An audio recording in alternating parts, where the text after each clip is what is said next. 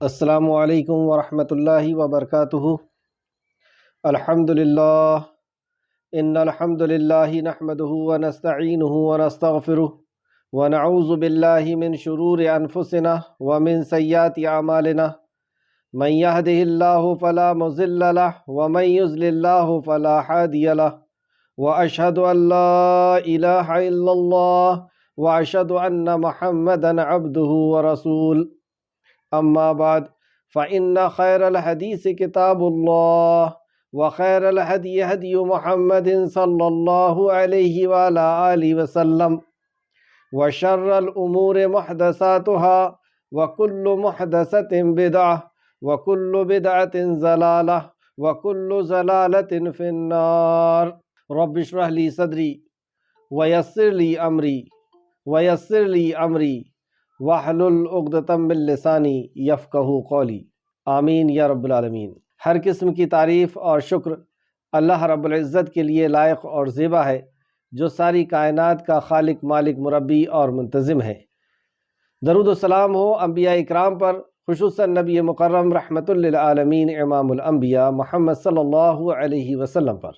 معزز سامعین اکرام، آج کی کلاس میں سورہ دخان کا آخری رکوع رہے گا، جس کے اندر اللہ رب العزت نے نافرمانوں کی سزا کا ذکر کیا اور جنہوں نے ایمان لایا اور عمل صالح کیا، تقوی اختیار کیا، ان کو دیے جانے والے انعام کا ذکر کیا، یعنی جہنم اور جنت کا بیان ہوگا۔ جہنم ان کے لیے جنہوں نے اللہ رب العزت کی وحدانیت کا انکار کیا، جنہوں نے توحید کا انکار کیا، جنہوں نے اللہ کے حق کا انکار کیا، جنہوں نے مخلوق کے حق کو پامال کیا، اللہ سے کیے ہوئے عہد کو توڑا، اللہ رب العزت کی شریعت کو جاننے کے باوجود اس پر عمل نہیں کیا، یا اللہ رب العزت کی شریعت کو جاننے کی کوشش نہیں کیا، کیونکہ جب جانے گا نہیں تو عمل بھی نہیں کر سکتا۔ تو ان کو جو سخت سزا دی جانے والی ہے، اس سزا کا ذکر ہے۔ اس سزا کو سننے کے پہلے، پڑھنے کے پہلے ہم اس بات پر بھی غور کریں کہ اس خالق اور مالک کی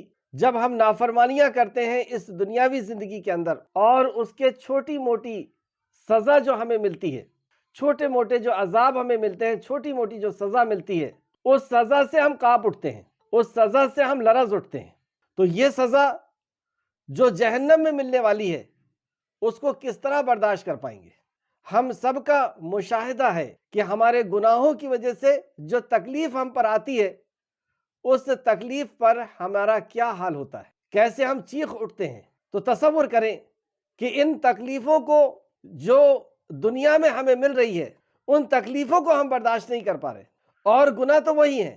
اگر ان گناہوں سے ہم نے توبہ نہیں کر لیے، یعنی ان گناہوں سے رک نہیں گئے، اور اپنی روش کو ہم نے اگر چینج نہیں کیا، بدلا نہیں اپنی زندگی گزارنے کے طریقے کو، تو یہاں پر جو چھوٹی موٹی تکلیفیں ہمیں پہنچ رہی ہیں، اسی سے ہم چیخ اٹھتے ہیں۔ تو پھر انہی گناہوں کی اصل سزا جو ملنے والی ہے، جس رب نے اس دنیا کے اندر چھوٹی موٹی سزا دے کر کے ہمیں ایک یاد دہانی کرا دیا، وہی رب اس سے زیادہ تکلیف دینے پر بھی قادر ہے۔ دنیا میں تو موت ہمارا چھٹکارا ہوگی، لیکن وہاں پر تو موت کو بھی موت دے دی جائے گی، اور وہاں کا لباس کیسا ہوگا ہم سب جانتے ہیں۔ وہاں کی ہولناکی، وہاں کی آگ کی سختی، یہاں کی آگ کی سختی کو ہم نے محسوس کیا، اس سے 69 گنا تیز۔ سب سے ہلکا عذاب کہ پیر میں جوتی یا پیر کے نیچے آگ کا انگارہ رکھا جائے گا، جس سے سر پانی جس طریقے سے ہانڈی میں کھولتا ہے اس طریقے سے کھولے گا۔ وہاں کا کھانا کیسا ہوگا، جہنمیوں کا لباس کیسا ہوگا یہ ہم جانتے ہیں، جہنمیوں کا بستر کیسا ہوگا ہم جانتے ہیں، جہنمیوں کی چھتریاں اور کناتیں کیسی ہوں گی، کیسی آگ سے بھری ہوئی ہوگی، اور آگ کے طوق، آگ کی ہتکڑیاں اور آگ کی بیڑیاں وہاں پہ لگائی جائیں گی۔ آگ کی تنگ اور اندھیری کوٹھیوں میں بھر دیا جائے گا، چہرے کو آگ پر تپانے کا عذاب بھی دیا جائے گا، اس میں بھونجنے کا عذاب دیا جائے گا چہرے کو، سخت زہریلی گرم ہوا اور سخت کالے زہریلے دھوئیں سے عذاب دیا جائے گا، سخت گرمی کا عذاب دیا جائے گا، الگ الگ قسم کے الگ الگ عذاب۔ جہنم میں ذلت اور رسوائی کا عذاب ایک الگ ہوگا، جو یہاں پر اکڑ کر کے چلتے ہیں، یہاں پہ اللہ کی نافرمانی کر کے خوش ہوتے ہیں، یہاں پہ اللہ کی نافرمانی کو لوگوں کے سامنے بیان کرتے ہیں، یہاں پہ لوگوں کی تکذیب کرتے ہیں، لوگوں کو برا بھلا کہتے ہیں، وہاں پہ اس قسم کے عذاب، منہ کے بل چلانے کا عذاب اور کہیں منہ کے بل گھسیٹنے کا عذاب، اور اس قسم کے کئی عذاب جو ہم جانتے ہیں کہ لوہے کے کس طریقے سے ہتھوڑے اور بروج مارے جائیں گے، جہنم میں سانپ اور بچھو کس طریقے سے چھوڑے جائیں گے، یہاں پہ دنیا میں بھی اللہ رب العزت نے اس کی چند جھلکیاں دکھا دی۔ آج کی اس کلاس میں ہم پڑھیں گے کہ انہیں کھانا کیسا دیا جائے گا، جہنمیوں کا کھانا اور ان کی بھوک کی شدت کیسی ہوگی، کہ کیسے سخت چیزوں کو وہ کھائیں گے۔ اللہ تجھ سے دعا ہے کہ ہمیں اس عذاب سے محفوظ کر لے۔ اے اللہ، تیری جو نافرمانی کیے ہیں اس کی جو چھوٹی موٹی سزا ملتی ہے، اے اللہ اس سے ہم کانپ اٹھتے ہیں، اے اللہ اس سے ہم گھبرا اٹھتے ہیں، اے اللہ دنیا کی تکلیفیں برداشت نہیں کر پاتے، وہ آخرت کی تکلیف کیسے برداشت؟ اے اللہ معاف کر دے ہمارے گناہ۔ اعوذ باللہ من الشیطان الرجیم۔ ان شجرۃ الزقوم طعام الاسیم، بے شک تھور کا درخت ہوگا، تھور کا درخت جو جہنم کے نچلے حصے میں پکتا ہے، بنتا ہے۔ سورہ صافات میں اللہ رب العزت نے اس کے تعلق سے فرمایا، یہ دعوت اچھی ہے، یا زقوم کا پیڑ، ہم نے اس پیڑ کو ظالموں کے لیے فتنہ بنایا ہے۔ زقوم وہ پیڑ ہے جو جہنم کی تہ میں اگتا ہے، یعنی جہنم کے نچلے حصے میں اگتا ہے۔ اس کے شگوفے جیسے سانپوں کے سر ہوں، ایسا زہریلا وہ پیڑ ہے، اور اس کا پھل ہے۔ جہنمی یہی تھور کا پیڑ کھائیں گے اور اسی سے اپنا پیٹ بھریں گے۔ کھانے کے بعد پینے کے لیے انہیں کھولتا ہوا پانی ملے گا، اور اس کے بعد ان کی واپسی اسی آتش کی طرف پھیر دی جائے گی، یعنی اسی جہنم کی طرف اسے پھیر دیا جائے گا۔ سورہ صافات آیت نمبر 62 سے 67 تک۔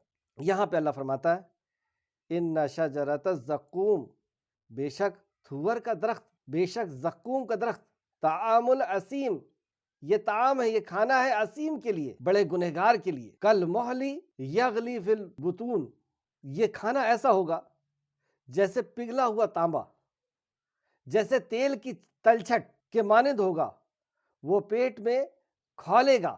جب اس کھانے کو انسان کھائے گا تو وہ اندر جا کر کے کھولنا شروع ہوگا، اور کیسا کھولنا ہوگا اس کے تعلق سے بھی اللہ رب العزت نے فرمایا آیت نمبر 46 کے اندر، تیز گرم پانی کے کھولنے کی طرح ہوگا، اندر جا کر کے وہ ایسا اونٹے گا جیسے گرم پانی اونٹتا ہے۔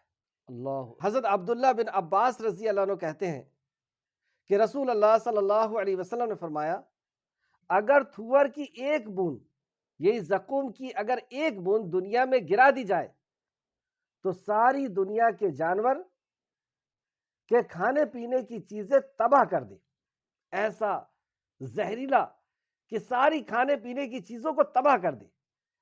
پھر اس انسان کا کیا حال ہوگا جس کی خوراک ہی تھور ہوگی۔ اسے احمد، ترمذی، نسائی اور ابن ماجہ نے روایت کیا ہے۔ صحیح جامع الصغیر للالبانی جلد نمبر 5 حدیث نمبر 51261۔ یہ اللہ کے نافرمانوں کا کھانا ہے۔ آیت نمبر 47، حکم ہوگا، اب کھانے کے بعد ان کے ساتھ کیا سلوک کیا جائے گا؟ حکم ہوگا اسے پکڑو اور گھسیٹو، جیسی حکم اللہ رب العزت کو ہوگا اسے پکڑو اور گھسیٹو، 70,000 فرشتے اپنی گرفت میں اسے لے لیں گے اور جہنم کے درمیان لے جائیں گے، اور جہنم کے بیچوں بیچ لے جائیں گے، یعنی کھانا کھلانے کے لیے، پانی پلانے کے لیے ان کو الگ لایا جا رہا ہے، اور پھر اس کو بیچ کے اندر داخل کر دیا جا رہا ہے۔ پھر اس کے سر پر تیز گرم پانی کا عذاب ڈالا جائے گا، اب بیچ میں لے جا کر کے اس کے اوپر تیز گرم پانی، یا اس کا یہ الگ سے، یہ عذاب کی ایک الگ شکل کہ تیز گرم پانی اس کے اوپر۔ اب وہ پانی کی گرماہٹ کیسی ہوگی جو اس دنیا کے 69 گنا تیز آگ میں جو پانی ابلا ہوگا، اونٹا ہوگا، جب اس کے اوپر ڈالا جائے گا۔ سورہ حج آیت نمبر 19 اور 20 کے اندر اللہ رب العزت فرماتا ہے، ان کے سروں پر کھولتا ہوا پانی ڈالا جائے گا، اس سے ان کی پیٹوں کے اندر کی چیزیں اور کھالیں گل جائے گی، فرشتے اسے لوہے کے ہتھوڑوں کے ساتھ ماریں گے جس سے اس کا دماغ پھٹ جائے گا۔ پھر اس کے سر پر گرم کھولتا ہوا پانی ڈالا جائے گا، گرم کھولتا ہوا پانی ڈال دیا جائے گا جو اس کے بدن میں اتر جائے گا، جو اس کی پیٹ کی اتڑیاں وغیرہ کو کچل دے گا اور اس کی ٹخنوں میں سے نکل جائے گا۔ اللہ تعالیٰ ہمیں اس عذاب سے پناہ دے دے، ہمیں اس عذاب سے بچا لے، آمین یا رب العالمین۔ آیت نمبر 48، پھر اس کے سر پر تیز گرم پانی کا عذاب ڈالا جائے گا، مزہ چکھ، بے شک تو بڑا عزت والا، بڑا تکریم والا بنتا تھا۔ یعنی وہاں پر فرشتے اسے یاد دلائیں گے اس کے گناہوں کو، اور ذلیل کر کے زبان کے ذریعے سے ذلیل بھی کریں گے، اور پھر اپنے ہاتھوں سے ماریں گے بھی، اور پھر جلنے کا اور پینے کا اور کھانے کا عذاب وہ الگ ہوگا۔ تو انہیں یاد دلائیں گے کہ تم دنیا میں کیا کرتے تھے، غرور اور تکبر سے چلتے تھے، غرور اس قدر کہ اپنے سے لوگوں کو حقیر سمجھتے تھے یا خالق کے حق کو چھوٹا سمجھتے تھے، اللہ رب العزت کے حکم کا انکار کرتے تھے۔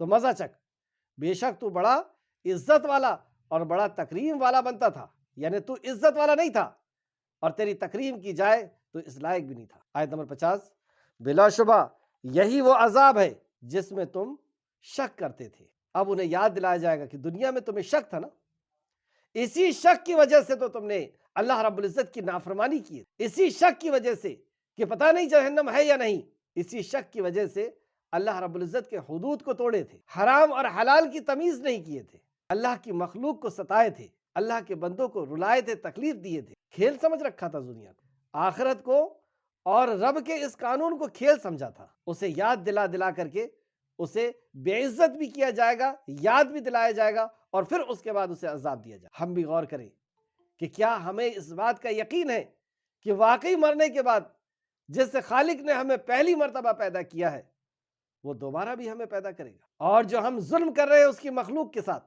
اور جو اللہ رب العزت کا حق کو ہم مار رہے ہیں، اللہ کا حق حقوق اللہ اور حقوق العباد کو جو پامال کر رہے ہیں، اس کا ہمیں حساب دینا ہوگا اور اس کی سزا بھی بھگتنی ہوگی۔ اگر اس کا یقین نہیں تو اس بات کا یقین کر لیں جو آیت نمبر 50 میں اللہ رب العزت نے فرمایا، بلا شبہ یعنی اس میں کوئی شک نہیں کہ وہ عذاب ہے جس میں تم شک کرتے تھے۔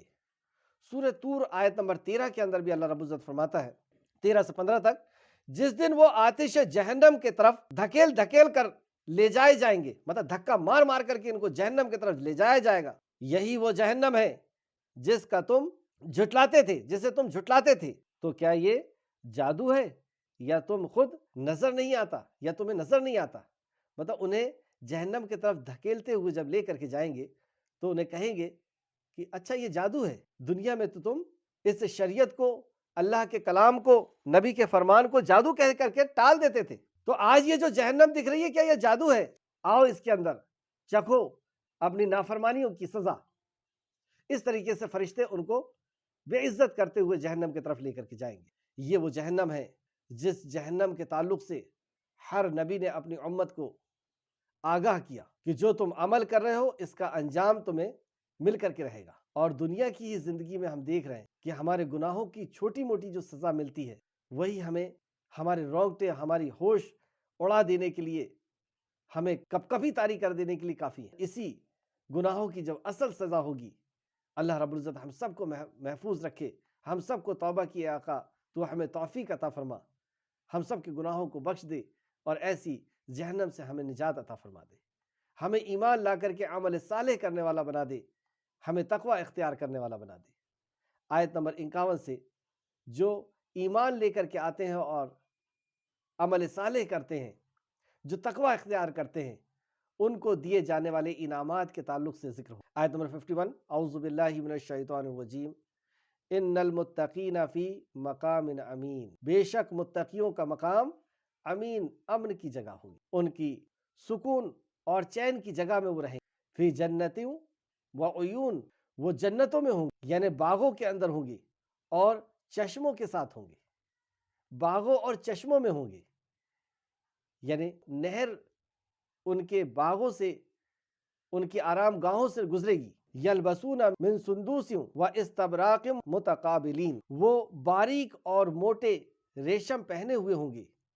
اب ان کے لباس کے تعلق سے پہلے ان کے رہنے کی جگہ بتائی اللہ نے، اور رہنے کی جگہ میں سب سے پہلے جس چیز کا ذکر ہوا وہ ہوا سکون کا، امن کا، اور سکون ہی سب سے اہم چیز ہے جو انسان کو مطلوب ہو، جو انسان چاہتا ہے کہ اسے سکون اور اطمینان مل جائے، اور اسی سکون اور اطمینان کو انسان تلاش کرتا رہتا، کبھی وہ دولت میں تلاش کرتا ہے اور دولت کماتا ہے، کبھی شہرت میں ڈھونڈتا ہے، کبھی بڑی سیٹوں کے اندر ڈھونڈتا ہے، کبھی بڑی ڈگریوں کے اندر ڈھونڈتا ہے، اور کبھی ان سب چیزوں میں وہ سکون کو پا نہیں پاتا۔ اگر پا لے تو ایک دن ایسا آئے گا، جیسے دولت میں اگر اس کو سکون مل گیا تو وہ اپنی دکان کو بند کر دے گا، کاروبار کو بند کر دے گا، اور کہے گا کہ مجھے جس چیز کی تلاش تھی وہ مل گیا، لیکن وہ اور کماتا ہے، یعنی جس چیز کی اسے تلاش ہے وہ مل نہیں رہی ہے۔ کچھ لوگ جنگلوں پہاڑوں پہ نکل جاتے ہیں سکون کی تلاش میں، کچھ لوگ دھیان کرتے ہیں چراغ کو جلا کر کے سکون کی تلاش میں۔ سکون ہے کہاں؟ اللہ رب العزت نے کہا خبردار ہو جاؤ، الا بذکر اللہ تطمئن القلوب، دلوں کا سکون تو اللہ کے ذکر میں ہے، یعنی اللہ رب العزت کے حکم کے مطابق زندگی گزارنے میں، اللہ رب العزت کے دھیان میں، اللہ رب العزت کے ذکر و اذکار میں، اللہ رب العزت کی حمد اور ثنا میں، اور اللہ کے مطابق زندگی گزارنے۔ جس زندگی کے جس موڑ پہ اللہ رب العزت نے جو آرڈر دیا ہے اس طریقے سے اگر ہم زندگی گزاریں گے تو سکون اور اطمینان ہمارا چھن نہیں سکتا۔ اللہ نے فرمایا یا ایھا الناس قد جاءکم موعظۃ من ربکم وشفاء لما فی الصدور، ایک جگہ یوں فرمایا، ایک جگہ فرمایا قل نہبطوا منھا جميعا ویاتینکم منی ھدی فمن تبع ھدایا فلا خوف علیہم ولا ھم یحزنون، نہ تمہیں خوف ہوگا نہ غم ہوگا۔ کب؟ قل نہبطوا منھا جميعا ویاتینکم منی ھدی، جب میری ہدایت تمہارے پاس آ جائے، فمن تبع ھدایا، جو اس ہدایت کی اتباع کرے گا، ولا خوف علیہم ولا ھم یحزنون، نہ اسے خوف ہوگا نہ غم ہوگا۔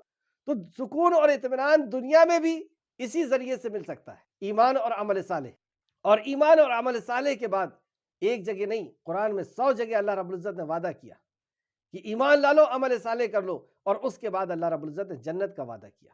اور جنت میں اس جگہ پر جو اللہ رب العزت نے بیان فرمایا، اس کی نعمتوں کا جو ذکر کیا، اس میں سب سے پہلے اللہ رب العزت نے اسی نعمت کا ذکر کیا کہ وہاں پر امین، سکون ہوگا، امن ہوگا۔ تو بے شک متقین سکھ چین کی جگہ میں ہوں گے، ان المتقین فی مقام امین۔ اور پھر اس کے بعد جنت کا ذکر کیا، جنت یعنی باغ، گارڈن جس کو ہم کہہ سکتے ہیں، اور یہ ایسا جس کے اندر ہر قسم کے فروٹس اور ہر قسم کی کھانے کی چیزیں ہوں گی، اور وہاں پر نہریں جاری ہوں گی۔ تیسرا نعمت، وہاں پر نہریں جاری ہوں گی۔ اور وہاں کا لباس کیسا ہوگا؟ وہاں کا لباس موٹا اور باریک اور موٹا ریشم پہنے ہوئے ہوں گے، آمنے سامنے بیٹھے ہوں گے، پشت کے پیچھے نہیں، آمنے سامنے بیٹھے ہوئے ہوں گے۔ یہ بیٹھنے کا وہاں پہ انداز ہوگا، ایک جنتی دوسرے جنتی کی طرف رخ کر کے بیٹھا ہوگا، اسی طرح ہوگا۔ اور وہاں پر بڑی بڑی آنکھوں والی حوروں کو ان کی بیاہ میں دیا جائے گا، مطلب ان سے ان کا نکاح کرا دیا جائے، بڑی بڑی آنکھوں والی حوروں سے۔ سورہ رحمان میں بھی ان حوروں کا ذکر اللہ نے کیا، آیت نمبر 56 میں اور 58 میں، کہ ان حوروں کی خوبی کیا ہے، جن حوروں کو ہم داؤ پہ لگا رہے ہیں، یعنی آخرت کو ہم داؤ پہ لگا رہے ہیں اس دنیا کی حقیر چیزوں کے پیچھے۔ بہرحال اللہ فرماتا ہے انہیں اہل جنت سے پہلے نہ کسی انسان نے ہاتھ لگایا ہوگا اور نہ کسی جن نے۔ دوسری جگہ فرماتا ہے سورہ رحمان میں ہی آیت نمبر 58 میں، گویا وہ یاقوت اور مرجان ہو۔ ان حوروں کے لباس اور ان کی خوبصورتی کے تعلق سے اور اس جنت کی نعمت کے تعلق سے امام بخاری نے ایک حدیث لائے ہیں جس کے راوی ہیں سیدنا انس رضی اللہ عنہ، بیان کرتے ہیں رسول اللہ صلی اللہ علیہ وسلم نے فرمایا، اللہ کی راہ میں ایک صبح یا ایک شام گزار دینا دنیا اور دنیا میں جو کچھ ہے اس سب سے بہتر ہے۔ اللہ اکبر، صرف ایک صبح یا ایک شام گزار دینا دنیا اور دنیا کے اندر جو کچھ ہے اس سے بہتر ہے۔ کس نے فرمایا؟ رسول اللہ صلی اللہ علیہ وسلم نے۔ اور تم میں سے کسی کے لیے جنت میں ایک ہاتھ برابر جگہ یا کوڑا رکھنے کی جگہ دنیا اور دنیا میں جو کچھ ہے اس سب سے بہتر ہے۔ دنیا اور دنیا کے اندر جو کچھ ہے، کس قدر ہیرے موتی ہیں، کس قدر سونا اور چاندی ہے، کس قدر زمین ہے، اور کس قدر بڑے بڑے شہر اور دیش ہیں، یہ سب سے زیادہ، یہ سب ایک طرف، اور دنیا کی اور جنت کی ایک ہاتھ زمین یا اتنی زمین جتنی زمین میں کوڑا رکھا جا سکے، یعنی یہ پوری دنیا بیچ کر کے ہم اتنی بڑی جنت کی زمین نہیں خرید سکتے، اس قدر فیسلٹی ہے وہاں پر، فیسلٹی کی وجہ سے ہی زمینیں مہنگی ہوتی ہیں۔ تو یہاں پر ہم دیکھیں، اور نبی مکرم صلی اللہ علیہ وسلم نے فرمایا، اور تم میں سے کسی کے لیے جنت میں ایک ہاتھ برابر جگہ یا کوڑا رکھنے کی جگہ دنیا اور دنیا میں جو کچھ ہے ان سب سے زیادہ بہتر۔ ایسی جنت کے وارث بنائے جائیں گے، لیکن کون لوگ؟ جو اس دنیا کو بیچ کر کے اور آخرت کو خریدیں گے۔ اور اگر جنت کی عورت میں سے ایک عورت دنیا میں لمحہ بھر کے لیے جھانک لے، یعنی دنیا کے اوپر جھانک لے، تو مشرق و مغرب کے درمیان ہر چیز کو روشن کر اور فضا کو خوشبوؤں سے بھر دے۔ اللہ، اس کی خوبصورتی کا عالم یہ کہ مغرب سے مشرق جو ہے وہ چمک اٹھے اور خوشبو سے پورا اسپیس جو ہے وہ بھر جائے۔ جنتی عورت کی سر کا دوپٹہ دنیا اور دنیا کی ہر چیز سے بہتر۔ یہ دوپٹے کی قیمت، بخاری شریف حدیث نمبر 2796۔ واپس آئیں آیت کی طرف۔ آیت نمبر 54 تھا کہ وہاں پر جن عورتوں سے نکاح کرایا جائے گا اس کی خوبی اللہ رب العزت نے بتائی کہ وہ حوریں ایسی ہوں گی جن کی بڑی بڑی آنکھیں، اور ان سے ان کا نکاح کرایا جائے۔ آیت نمبر 55، وہاں وہ اطمینان سے ہر قسم کا پھل طلب کریں گے، ہر قسم کی چیزیں انہیں وہاں پہ میسر ہوگی۔ وہاں وہ موت کا مزہ نہ چکھیں گے، یعنی موت کو بھی جنت اور جہنم، جیسے امام بخاری نے ایک حدیث لایا ہے کہ جنت اور جہنم کے بیچ میں چتکبرے میڈے کی شکل میں موت کو لا کر کے موت دے دی جائے گی، مطلب اس میڈے کو ذبح کر دیا جائے گا، اور اعلان کرنے والا اعلان کرے گا کہ جنتیوں اب تمہیں موت نہیں، اور جہنمیوں اب تمہیں موت نہیں۔ تو جنتیوں تو خوش ہو جائیں گے اور جہنمیوں کا غم اور زیادہ بڑھ جائے گا۔ یہ حدیث کا مفہوم تھا، بخاری شریف حدیث نمبر 4730۔ موت کے تعلق سے ایک اور حدیث حضرت ابو ہریرہ رضی اللہ عنہ سے روایت ہے کہ رسول اللہ صلی اللہ علیہ وسلم نے فرمایا، جو شخص اللہ تعالیٰ سے ڈر جائے وہ جنت میں داخل ہوگا۔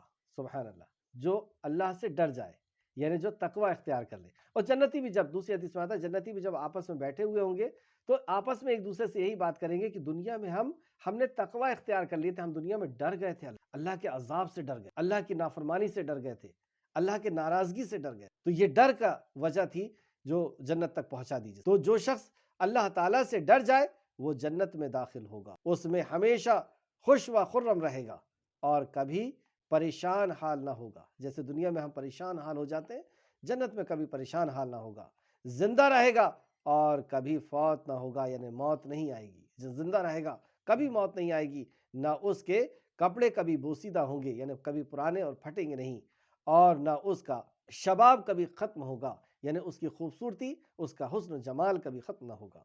مسلم شریف حدیث نمبر 2836۔ آیت نمبر 56، وہاں وہ موت کا مزہ نہ چکھیں گے سوائے پہلی موت کے۔ جو پہلی موت آ چکی، یعنی جو دنیا میں آ چکی موت، بس وہ موت آ گئی، اب اس کے بعد موت نہیں، اب زندگی اور ہمیشہ ہمیشہ کی زندگی۔ اور وہ اللہ انہیں دوزخ کے عذاب سے بچا لے گا، اور وہ اللہ رب العزت انہیں دوزخ کے عذاب سے بچا لے گا۔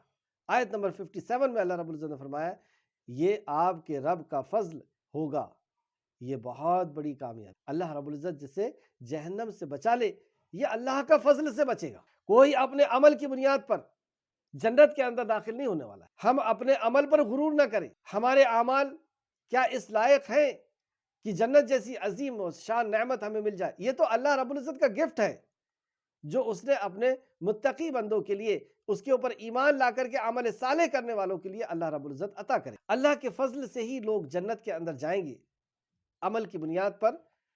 عمل تو ضروری ہے کیونکہ جو عمل کرے گا اسے گفٹ ملے گا، جو عمل کرے گا اللہ رب العزت اس کے اوپر فضل فرمائے گا، اور اللہ رب العزت جس کے اوپر چاہے اس کے اوپر فضل فرمائے، اس سے کوئی پوچھنے والا نہیں، اور اللہ رب العزت سے بہتر کوئی فیصلہ کرنے والا۔ تو اس تعلق سے ایک حدیث دیکھتے ہیں، رسول اللہ صلی اللہ علیہ وسلم نے فرمایا، عمل کرو۔ سب سے پہلے کیا فرمایا آپ نے؟ عمل کرو، میانہ روی اختیار کرو، یعنی بیچ کا راستہ اختیار، اور صحیح عمل کرو، عمل صالح کرو۔ عمل صالح کون سا تھا؟ جی ایمان کی حالت میں اخلاص کے ساتھ نبی کریم صلی اللہ علیہ وسلم کے بتائے ہوئے طریقے پر، یعنی سنت کے مطابق ہو، تو اس کو کہتے ہیں عمل صالح۔ تو صحیح عمل کرو۔ جان لو کسی کو اس کا عمل ہرگز جنت میں داخل نہیں کرے گا۔ پہلے عمل کی ترغیب دلائے، اور پھر اس کے بعد رسول اللہ نے فرمایا کہ جان لو، خبردار ہو جاؤ کہ کسی کو اس کا عمل ہرگز جنت میں داخل نہیں کرے گا۔ صحابہ نے عرض کیا اے اللہ کے رسول صلی اللہ علیہ وسلم، اور آپ بھی نہیں؟ فرمایا میں بھی نہیں، مطلب میں بھی عمل کی بنیاد پہ جنت میں نہیں جاؤں گا، الا مگر یہ کہ اللہ تعالیٰ مجھے اپنی رحمت اور فضل کے ساتھ ڈھانپ لے۔ تو اللہ رب العزت کی رحمت، اللہ کے فضل کے ساتھ اللہ جس کو ڈھانپ لے پھر وہ جنت کے اندر داخل ہوگا۔ یہ امام بخاری نے اس حدیث کو 2 جگہ لائے ہیں، بخاری شریف حدیث نمبر 6463 اور 6464، مسلم شریف حدیث نمبر 2816۔ تو آیت نمبر 57 میں اللہ رب العزت نے اپنے فضل کا ذکر کیا۔ آیت نمبر 58، پس اے نبی صلی اللہ علیہ وسلم ہم نے تو اس قرآن کو آپ کی زبان میں آسان کر، یعنی قرآن کے تعلق سے اللہ رب العزت نے خود بتایا کہ ہم نے اسے آسان کر دیا، اور آپ دیکھیں گے کہ اس کا یاد کرنا، اس کو محفوظ کرنا اپنے ذہن کے اندر، اس کو سمجھنا، اس کے احکام و مسائل کو جان لینا، اس پر عمل، ہر چیز آسان کر دیا۔ ہم جو زندگی جی رہے ہیں وہ مشکل والی ہے، لوگوں کے مطابق، باپ دادا کے مطابق، اپنے معاشرے کے مطابق جو بھی عمل ہم کرتے ہیں، کسی بھی عمل کو آپ اٹھا کر کے دیکھ لیں، جیسے شادی کرتے ہیں لاکھوں روپے چاہیے، بیٹی کی شادی کرتے ہیں جہیز چاہیے، لیکن جو اسلام قرآن جو عمل بتا رہا ہے وہ عمل بہت آسان، اس عمل میں دنیا میں بھی عزت ہے اور آخرت میں بھی عزت۔ جتنی بھی حرام چیزیں آپ دیکھ لیجئے، اس کو استعمال کر کے ہمارا جسم بھی برباد ہوتا ہے اور عزت بھی برباد ہوتی ہے۔ تو اس کا سمجھنا بھی آسان ہے۔ کچھ لوگ یوں کہتے ہیں کہ قرآن کو نہیں سمجھ سکتے، وہ ہمارے سمجھنے کی چیز نہیں ہے۔ تو اللہ رب العزت فرماتا ہے کہ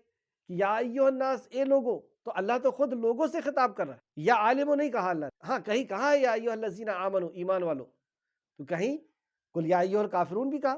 تو اللہ رب العزت نے اس کلام میں ساری انسانیت سے خطاب کیا ہے، اور وہ کسی بھی لیول کا ہو، وہ مومن کے درجے کا ہو، منافق کے درجے کا ہو، کافر کے درجے کا ہو، ان پڑھ ہو، ہر کسی سے اللہ رب العزت نے خطاب کیا، گویا کہ آسان کر دیا سمجھنے کے لیے، ورنہ اللہ رب العزت کا کلام تھا کون سمجھ سکتا تھا، لیکن اللہ کا احسان ہے کہ اس نے آسان کیا۔ کیوں آسان کیا؟ آیت میں اللہ رب العزت فرماتا ہے تاکہ وہ نصیحت پکڑے، تاکہ وہ سمجھے اور نصیحت پکڑے کہ کیا کریں گے تو کیا رزلٹ آئے گا، کون سا عمل کریں گے تو کیا ملے گا، اور دنیا میں بھی اگر ہم غور کریں تو ہم پکڑ لیتے ہیں کہ ہماری کس غلطی کی کیا سزا ملے۔ اللہ رب العزت ہمیں اس بات سے ہی نصیحت حاصل کرنے کی توفیق کہ دنیا میں جو سختی مل رہی ہے، تکلیف مل رہی ہے، تو آخرت میں کیا حال ہوگا۔ یہاں پر اگر اسی سزا کی تکلیف آگ مل رہی ہے تو اس سے 69 گنا تیز آگ وہاں ملنا ہے۔ اللہ ہم سب کو محفوظ رکھے۔ تو یہاں پہ قرآن کے تعلق سے اللہ رب العزت نے فرمایا آیت نمبر 58 کے اندر، بس اے نبی کریم صلی اللہ علیہ وسلم ہم نے تو اسے، یعنی قرآن کو، آپ کی زبان میں آسان کر دیا، مطلب یہ آپ کی زبان میں بھی ہے اور آسان کر دیا، قرآن عربی ہے اور فصیح عربی ہے، اور اس کو ہم نے آسان کر دیا تاکہ وہ نصیحت حاصل، تو جو نصیحت حاصل کرے گا وہ کامیاب اور کامران ہوگا۔ آخر آیت نمبر 59، لہٰذا اب آپ انتظار کیجئے، بلا شبہ وہ بھی انتظار کر رہے ہیں۔ آپ دیکھیے کس انداز سے یہاں پہ بات بیان کی گئی، جنتیوں کا ذکر، جہنمیوں کا ذکر کر دیا، جنتیوں کا ذکر کر دیا اللہ رب العزت نے، اور جنت میں جانے کی بنیاد بتا دیا کہ وہ ایمان اور عمل صالح ہے، اور اس کے بعد اللہ رب العزت کا فضل ہوگا، جس کو اللہ کے فضل نے ڈھانک لیا وہ اللہ رب العزت کے مہمان خانے میں داخل ہو جائے گا، جنت میں چلا جائے گا، اور جنت میں ہمیشہ ہمیش رہے گا، اور ایسی جنت نہ کسی آنکھ نے دیکھا، نہ کسی دل نے اس کا تصور کیا، ایسی جنت وہاں پر اس کو دے دی۔ اب اس جنت کے لیے بات اس صورت میں جہاں پہ سٹارٹ ہوئی تھی، جس انداز میں قرآن کی عظمت کے اوپر، پھر قرآن کی عظمت کو یہاں پہ لایا گیا کہ یہ آسان ہے، اس سے نصیحت حاصل کرو اور اچھے اور برے لوگوں کا انجام جان۔ اور پھر اللہ رب العزت نے آخر میں بتا دیا کہ لہٰذا اب آپ انتظار کیجیے، بلا شبہ وہ بھی منتظر ہے، اب انتظار کرو، جو تم عمل کر رہے ہو سامنے آنے والا ہے اور آ چکا ہے، اس کے اوپر بھی غور کرو، جو عمل کیے تھے اس کا نتیجہ بھی تمہارے سامنے ہے، کیا حالات ہیں ملک کے، کیا حالات ہیں تمہاری خاندان اور تمہارے گھر کے اور تمہارے خود کے، کس زندگی کے کس موڑ پر یا کس فیلڈ پہ تمہارا کیا حالت ہے، تم سب جانتے ہو۔ یہ دنیا، حقیر دنیا میں یہ حال ہے تمہارا، اور تم اس جنت کے بارے میں سوچتے ہو جو متقیوں کے لیے تیار کی گئی ہے، جہاں پہ انبیاء، صدیقین، شہداء، صالحین یعنی صحابہ رہنے والے ہیں۔ تو لہٰذا اب انتظار کیجیے۔ تو انتظار کہ جن لوگوں نے برا کیا ہے اس کو تو برا مل رہا ہے اور ملے گا آخر میں، اور جو لوگ مومن ہیں ان کا کوئی کچھ بگاڑ نہیں سکتا، اور یہ عنقریب جان لیں گے کہ دنیا اور آخرت میں کس کو فتح نصیب ہوتی ہے اور بلندی نصیب ہوتی ہے۔ یہ بہت جلدی جان لیں کہ دنیا میں بھی کس کو اللہ رب العزت فتح اور کامرانی نصیب کرتا ہے، جیسے سورہ مجادلہ آیت نمبر 21 اور سورہ مومن آیت نمبر 51 اور 52 میں بتایا گیا۔ پہلے دیکھیں سورہ مجادلہ آیت نمبر 21 میں اللہ فرماتا ہے اللہ نے لکھ دیا ہے، لکھ دیا، اور خالق کائنات نے لکھ دیا۔ اب کسی کی مجال نہیں ہے اس بات کو کاٹ دے۔ اللہ نے لکھ دیا ہے کہ میں اور میرے پیغمبر ضرور غالب رہیں گے، ان کو کوئی مغلوب نہیں کر سکتا۔ بے شک اللہ زور آور اور بڑا زبردست ہے۔ اللہ رب العزت کے سامنے اللہ رب العزت زور آور ہے، کوئی مخلوق اس کے سامنے سر نہیں اٹھا سکتا۔ اور مومنوں کی حفاظت کے تعلق سے اس دنیا اور اس دنیا میں بھی مومنوں کی اللہ رب العزت کس طرح حفاظت کرتا ہے، اور ہم اپنے حالات کا جائزہ لے لیں۔ سورہ مومن آیت نمبر 51 اور 52 میں اللہ رب العزت فرماتا ہے بے شک ہم اپنے پیغمبروں کی اور جو لوگ ایمان لائے ہیں ان کی دنیاوی زندگی میں بھی مدد کرتے ہیں۔ سبحان اللہ، کتنا سکون دیتا ہے یہ لفظ، یہ ہمارے رب کا کلام کہ مومن ہو اللہ رب العزت تمہارے ساتھ ہے۔ کیا اللہ رب العزت اپنے بندوں کے لیے کافی نہیں؟ تو یہاں فرمایا بے شک ہم اپنے پیغمبروں کی اور جو لوگ ایمان لائے ہیں ان کی دنیاوی زندگی میں بھی مدد کرتے ہیں، اور جس دن گواہ اکٹھے کیے جائیں گے یعنی حشر کے میدان میں بھی اللہ رب العزت ان کی مدد فرمائے۔ سورہ الدخان کی تفسیر، مختصر تفسیر جو ہے مکمل ہوئی۔ آج کی رکوع کا خلاصہ سماعت فرمائیں۔ رکوع نمبر 16، مقصد زندگی، آیت نمبر 51 کے اندر ہمیں پتہ چلا کہ تقوی کی زندگی ہمیں گزارنا ہے۔ یہی تقوی کی زندگی کے بعد اللہ رب العزت کا انشاءاللہ تعالی ضرور فضل ہوگا، اور اس کے فضل اور رحمت سے ہم کامیاب ہو پائیں گے، یعنی جہنم سے بچا لیے جائیں گے اور جنت میں داخل کر دیے جائیں گے۔ اللہ ہم سب کو توفیق عطا فرمائے کہ ہم تقوی کی زندگی جینے والے۔ اللہ ہمارا رب ہے۔ پہلا، اللہ تعالیٰ اپنے فضل سے متقیوں کو امن کی جگہ رکھے گا۔ متقیوں کو اللہ رب العزت امن کی جگہ میں رکھے گا، سکون اطمینان کی جگہ میں رکھے گا، آیت نمبر 51۔ دوسرا، اللہ تعالیٰ نے قرآن کو آسان بنایا ہے تاکہ لوگ نصیحت حاصل کریں۔